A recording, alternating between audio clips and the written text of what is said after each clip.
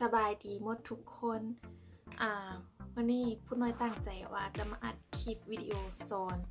คำศัพท์ภาษาจีนเกี่ยวกับเครื่องสำอางหรือว่าเครื่องแต่งหน้าเนาะเมื่อกี้พูดน้อยตั้งใจว่าจะอัดวิดีโอที่ว่าแต่งหน้าไปพร้อมสอนภาษาจีนไปพร้อมแต่ว่าสิ่งที่บ่คาดคิดก็เกิดขึ้นเพราะว่าวิดีโอของพูดน้อยบ่ได้บันทึกเนาะเมื่อกี้เกิดมีปัญหาน้อยนึงเป็นอย่างเนาะเดี๋ยวพูดน้อยอัดใหม่ก็ได้ เอาเป็นว่าเอามาเรียนรู้คำศัพท์เกี่ยวกับเครื่องสำอางไปพร้อมๆกันเลยเนาะก่อนอื่นหมดคำว่าเครื่องสำอางในภาษาจีนจะว่าหัวจ้วงผิน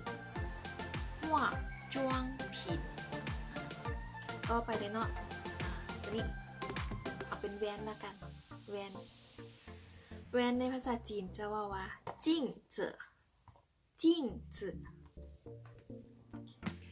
จากแวนไปแล้วเดี๋ยวห้ามมาหาตัวต่อไปมาเก็บกับมาก่อน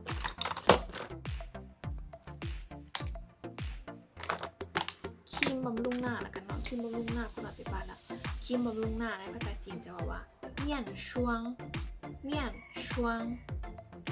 ตัวต่อมาเป็นห้องพื้นเป็นบีบีแล้วกันเนาะบีบีครีมเนาะ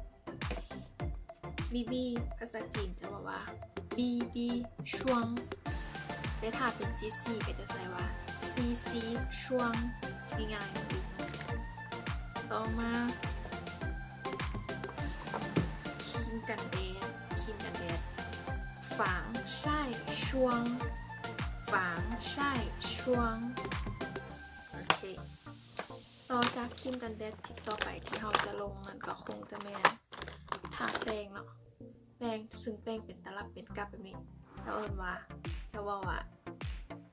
เฟินตี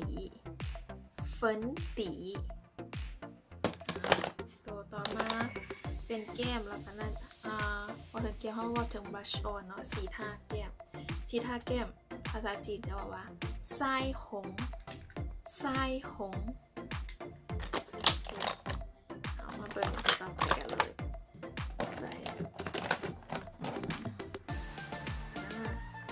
ตัวต่อไปโซเต็มคิ้วภาษาจีนจะบอกว่าเหมยปีโอเคเนาะต่อมาเป็นอายไลเนอร์ภาษาจีนจะบอกว่าเหย่นเซียนโอเคอายไลเนอร์แล้วตัวต่อไป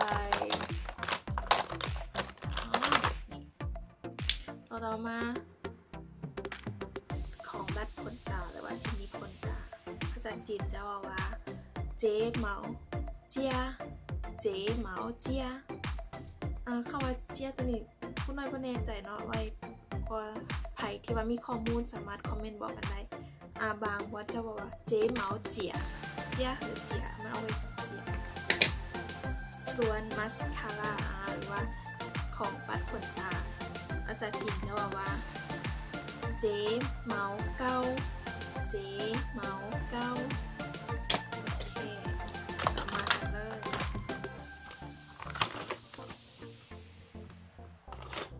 ต่อมาเป็นสีทาตาแล้วกันเนาะสีทาตาภาษาจีนจะว่าแย้นหญิง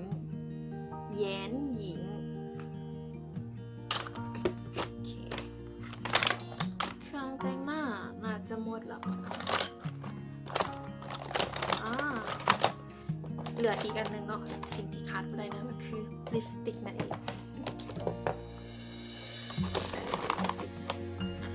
ตัวนี้แล้วกันลิปสติกในภาษาจีนจะว่าโขหงโอเคสำหรับคำศัพท์ในวันนี้กับหมดเพียงเท่านี้เนาะถ้าใครมากก็อย่าลืมกดไลค์กดติดตามกดแชร์ให้ด้วยหวังว่าคนที่รับชมวิดีโอนี้คงจะได้ความรู้ว่าหลายกันหน่อยสิ่งสำคัญอย่าลืมไปฝึกซ้อมเว้าหลายๆรายการใส่หลายๆจะเห็นให้เฮาจือภาษาจีนได้ไหมคือสำหรับมื้อนี้ลาไปก่อนใจเจียนบ๊ายบาย